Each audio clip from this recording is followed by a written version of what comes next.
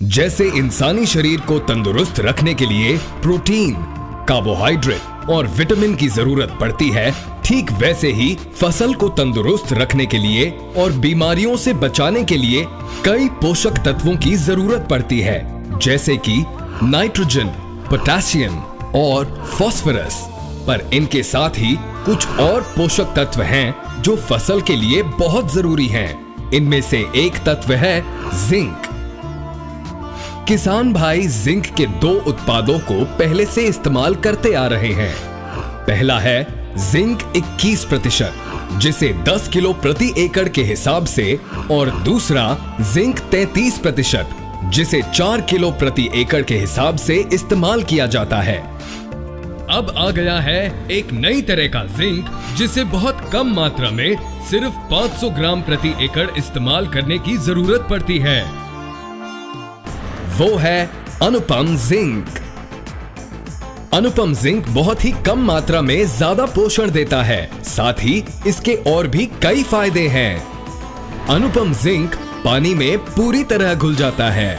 जमीन के पानी में पहले से थोड़ी मात्रा में सोडियम कार्बोनेट और बाइकार्बोनेट मौजूद होता है, तो जब हम जिंक 21 या जिंक 33 का ब्रॉडकास्ट करते हैं तो जिंक पूरी तरह पानी में नहीं घुलता, बल्कि जिंक के अणु पानी में मौजूद सॉल्ट के साथ जुड़ जाते हैं, जिसके फलस्वरूप पौधे तक जिंक नहीं पहुंच पाता।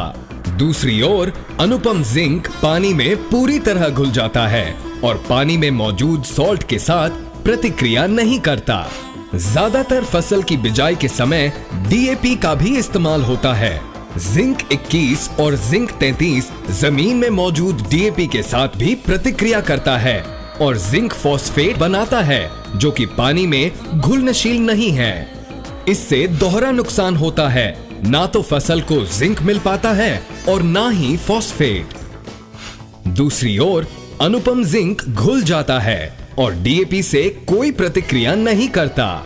अनुपम जिंक के अणु की संरचना इस प्रकार की है कि वह किसी और पदार्थ के साथ नहीं जुड़ता और कुछ ही समय में पौधे के द्वारा सोख लिया जाता है। 500 ग्राम अनुपम जिंक को आप 5 से 10 किलो मिट्टी या रेत में मिलाकर खेत में बुरकाव कर सकते हैं और चाहे तो स्प्रे भी कर सकते हैं।